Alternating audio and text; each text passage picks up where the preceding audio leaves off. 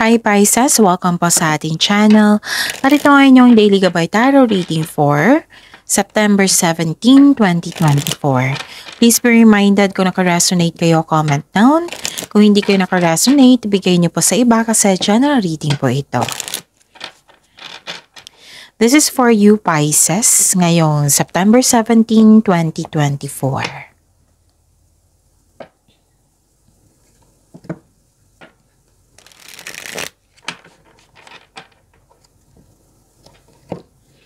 Maraming salamat po sa inyong patuloy na suporta at maraming salamat din po sa mga hindi nag-skip ng ads.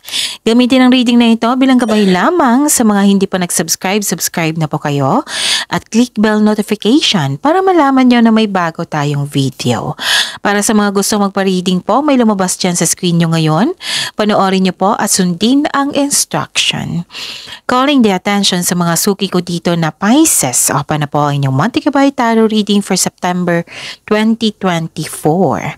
May 6 months from now reading tayo at love life reading po. So message me Pisces for schedule. Maraming salamat po.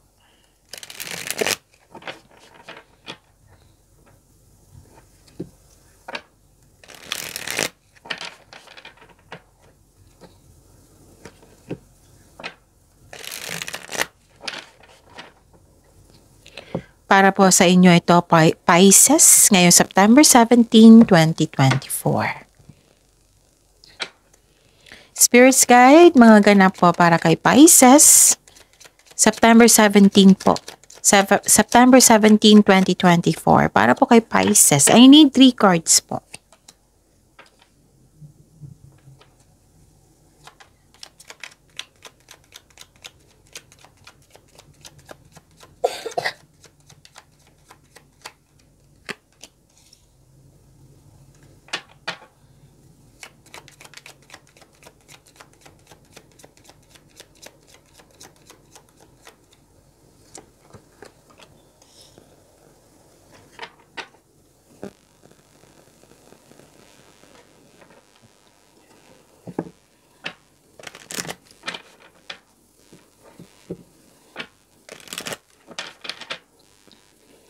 Spirits Guide, message po para kay Pisces ngayong September 17, 2024. I need 2 cards po.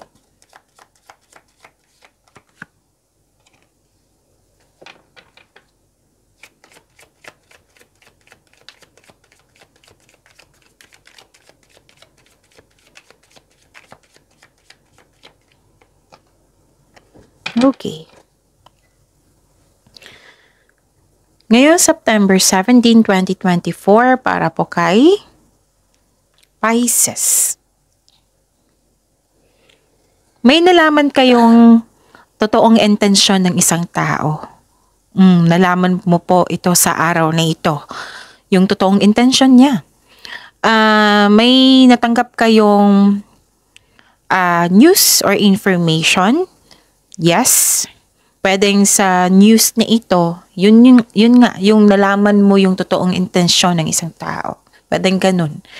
Tapos nakikita ko rin dito na expected nyo po ito na darating na cheque or malaking pera sa araw na ito. Which is expected nyo po ito ha, Pisces. Okay? Ano pa? So, yun. Pwedeng mail or email na dumating sa araw na ito. At nakatanggap kayo ng blessings. Okay? Nakatanggap kayo ng blessings, nakatanggap kayo ng clarity, nakatanggap kayo ng hope and healing. Yes, ang ganda. Mataas ang inyong intuition ngayon, Pisces. Marami kong ideas na naiisip ngayon. Ideas, thoughts, tapos hindi lang intention, kundi nagkaroon ng clarity. Okay? So, this is hope and healing. Ang ganda nito, Pisces. Nag-iisip ka regarding sa iyong dreams sa buhay. May vision akong nakikita dito. Vision sa inyong goals sa buhay. Pwede na nagre-research kayo para magkaroon ng yung nagsaliksik kayo, sa internet, sa libro, para may malamang katotohanan, para may clarity, para may anong tawag dito, may makuha kayong learnings, knowledge. Okay?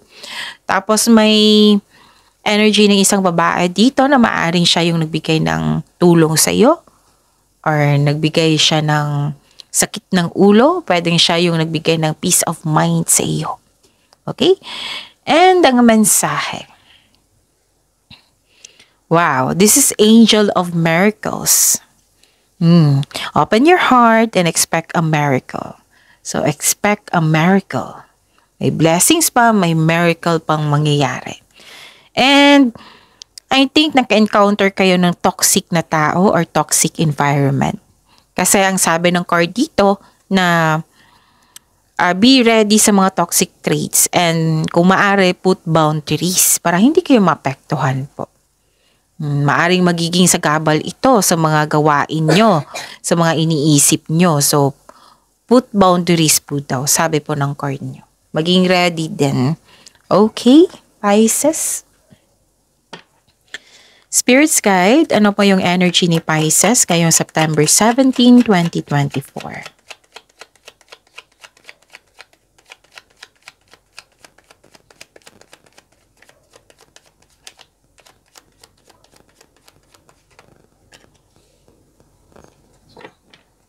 And the clarification of this card po.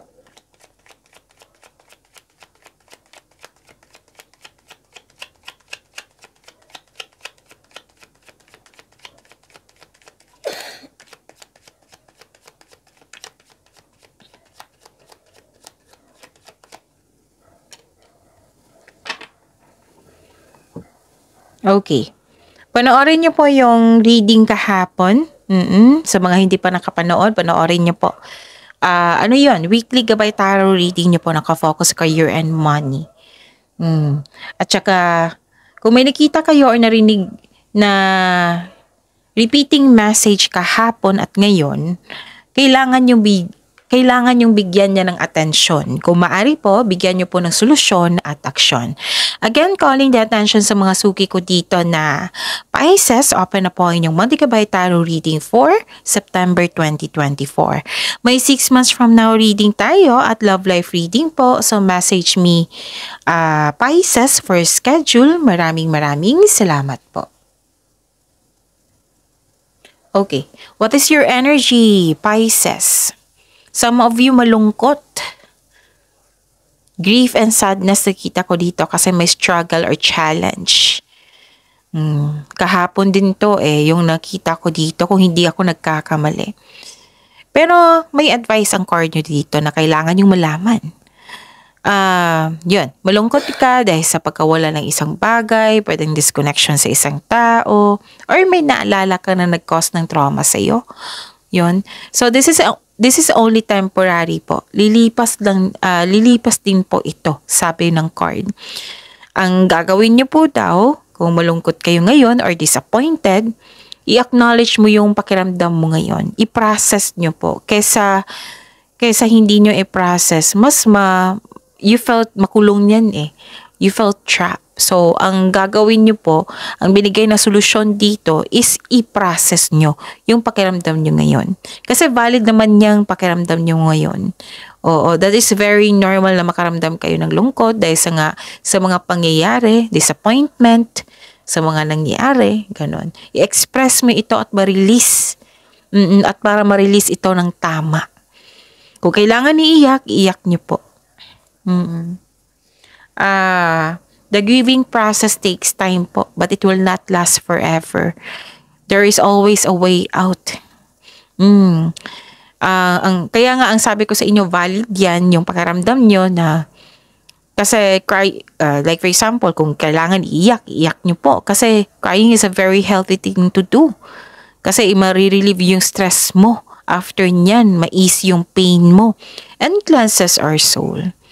So, yun ang solusyon na binigay dito is i-process nyo. I-acknowledge mo yung nararamdaman mo para ma-process mo at ma-release ng tama. Kasi after nito, magkakaroon ng silver linings, magkakaroon ng moving on.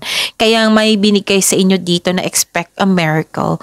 And may binigay sa inyo dito na blessings, na hope and healing. May pag-asa po. Sa mga ilan dyan na nakaramdam na walang pag-asa, may binigay na pag-asa dito. May milagro nga dito. Okay? So, yun. Ano pa? Nakikita ko rin dito na okay. Sa pag-process nito, magkakaroon naman ng pagkakaisa. Nakikita ko naman dito na may nagbigay ng suporta sa iyo. May nagbigay ng suporta sa iyo. May ganap nga na reunion dito, oh. May plano kayong mag-outing. Tapos may plano ka rin na mag-spend time sa sarili o sa pamilya or sa isang bata. Oh. Kasi nakita ko dito na some of you nag-spend time sa isang bata, sa mga bata, na bata pa sa iyo. Pwedeng anak mo to, pamangkin, apo, or kakilala mo lang na nagbibigay ito. Alam niyo ba, sa pag-spend time mo sa isang bata or sa mga bata, para na rin, nag-spend time ka sa inner child mo. Yung hinihil mo yung inner child mo. Yes, connecting to your own inner child, it will refresh your energy. Oo. Yan yun yung pansinin nyo sa mga mahilig dito sa bata. Mare-refresh, parang naging bata ka rin. That is your inner child. Mare-refresh, mahihil, magkaroon ng healing dyan sa inner child mo. Mare-refresh yung energy mo. Kaya nga, ang sabi ko sa inyo, kung may narinig kayong, kung maabutan ako ng hapon, may marinig kayong naglalaro ng mga bata na happy sila, nagtatawanan, 'di ba? Sabi ko sa inyo, napasensya na sa ingay. Hayaan natin sila kasi magandang energy niyan. Kasi nga, totoo naman, maganda ang energy niyan. Maganda ang hatak niyan Nasa energy natin, maganda ang flow niyan. Kahit hindi tayo nakipaglaro, makinig tayo tapos makita lang natin na masaya sila. Magiging masaya din yung inner child natin. Yan yung sabi ko sa lahat ng signs. Hayaan niyo sila. As long na mag-focus kayo sa gabay sa binigay na mensahe sa cards nyo. Okay? Yan yun. Ibig sabihin yan. So, yun. Pwede din hindi kayo nag-spend sa mga bata. Pwede din nag-spend time kayo sa old friends nyo, sa family nyo. Actually, may pagpatawad na mangyayari dito. May forgiveness po akong nakikita dito. Yes. Which is ang ganda, diba? May forgiveness. May hope pa, may healing, may forgiveness pa. Spirit's Guide, Career and Money po ni Pisces ngayong September 17, 2024.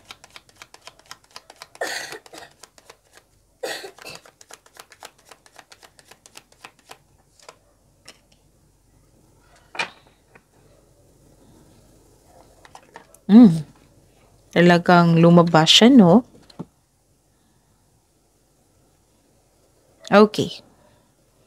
Ano ito? So, this is your career and money. Okay. Sa career and money nyo, actually may dito may nakita kong transformation. Ending with new beginning. Okay, may pag-release na nangyari, may transition. This is necessary change, itong pagbabago na ito. Pero, ang ilan sa inyo nabigla sa pagbabago. Pwedeng pagbabago ito sa treatment ng isang tao.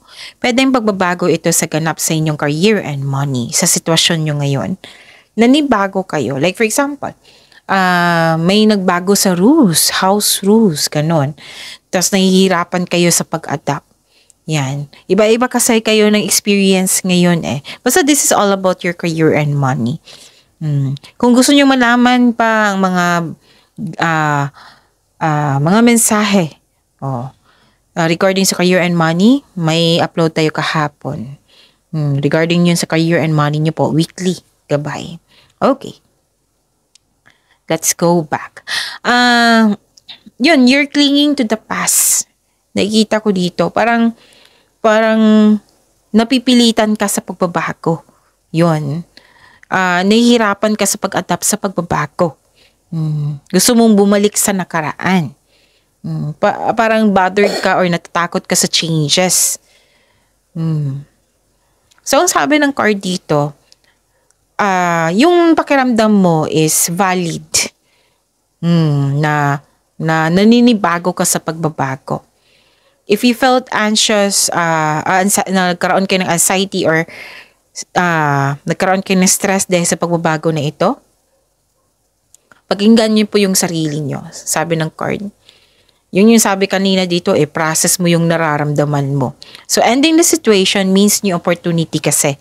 This pagbabago is a new opportunity. Binigyan kayo ng pag-asa, binigyan kayo ng pagkakataon. Okay? A new beginning po. It may be uncomfortable sa inyo ngayon, pero you have to let go.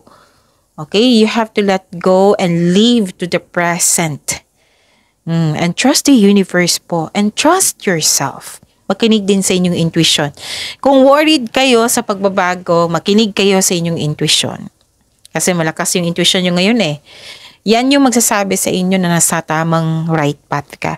Pero actually Pisces, pag may pagbabago, yung necessary change yung sabi ng card, nagkatadhana yan talaga sa iyo. Kasi tinutulungan ka ng universe para sa bagong pagkakataon. Gusto ng universe na magkaroon ka ng growth and expansion. It might be hiniling mo ito at binigyan ka. So, without knowing na kailangan mong i-adapt ito kasi hiniling mo yung growth and expansion. Inalis ka sa comfort zone mo para magkaroon ng growth. Okay? So, kailangan natin intindihin itong pagbabago na ito. And don't worry itong pagbabago na ito. Basta makinig lang po kayo at magkaroon ng willingness na to move forward, to take this with action. Magkakaroon yan ng mga maraming opportunities. Bigyan nyo po ng pagkakataon yung sarili nyo, Pisces. Okay? Kumbaga, swift change brings you new beginnings. Pagtanggap to sa pagbabago. Kaya nga, if you felt empty, disappointed, i-process nyo talaga yan. Okay? Let go mo na yung mga pagsisisi na yan. Okay. So, magtiwala trust yourself, trust the universe, and listen to your intuition. Yan yung sabi dito. Para mabigyan na yan ng solusyon yung mga pakiramdam mo na kailangan mong i-release yan, ganon. So, believe in miracles also kasi you are divinely guided po. Nakatatahanan talaga tong pagbabago sa inyo. Kaya huwag kayong mag-alala. Huwag kayong mag-alala. Spirit's Guide, Love Life, Self-Love, Partnership, and Romance ni Pisces ngayong September 17, 2024. Kasi nag-alala kayo dito Magtiwala kayo sa mga lumabas sa cards nyo ngayon na may hope and healing, may miracle pa. Okay? Magtiwala po. And the clarification of this card po.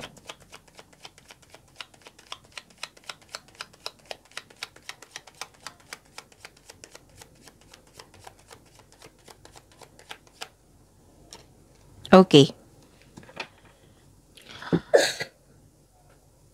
Maraming salamat po sa patuloy na tiwala at suporta sa ating channel. At maraming salamat din po sa mga hindi nag-skip ng ads. May lumabas dyan sa screen nyo ngayon. Panoorin nyo po kung gusto nyo po iyan, then follow instruction. This is your love life, self-love, partnership, and romance. Don't lose hope.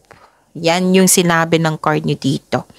Huwag kayong mag-give up. Tapusin mo yung dapat tapusin.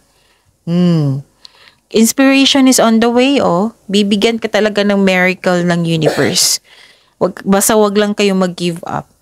Your body and soul will heal, but that healing will take time. Basta may willingness lang talaga na mag-move on. Mag-move forward. Huwag kayong mag-alala. Kasi kung worried kayo regarding sa dreams nyo, may sabi ang card nyo po dito na dreams to come true. All your dreams are coming true.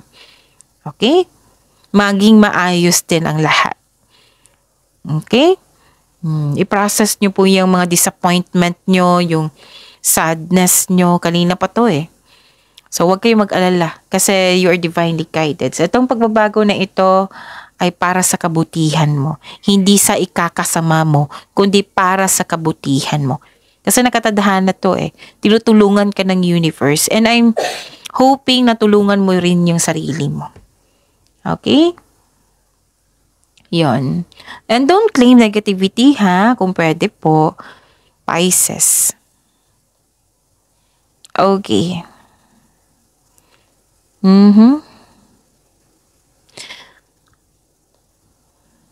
May reminder ang card nyo po dito na huwag masyadong magbabad sa trabaho. Kailangan ng panahon dito sa pamilya o sa sarili.